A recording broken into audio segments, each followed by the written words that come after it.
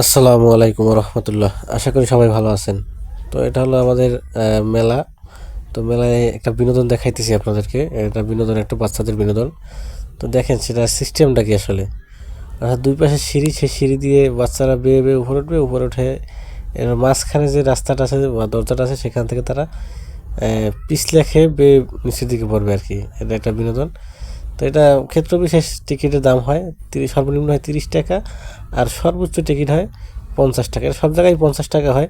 হয়তো যে সমস্ত লোকাল মেলা, অর্থাৎ সহজে যদি বলি গ্রামাঞ্চলের মেলা, বা যে সমস্ত এলাকা একটু মানে দুর্বল টাইপের আর কি, গরিব বলবো না, দুর্বল টাইপের, সেই সমস্ত এলাকায় 30 টাকা করা হয়। আর এমনিতে শহরাঞ্চল বা বড় বড় জায়গায় এই মেলাগুলো, এই বিনোদনগুলো অ্যাভেলেবেল 50 টাকা পার টিকিট করা হয়।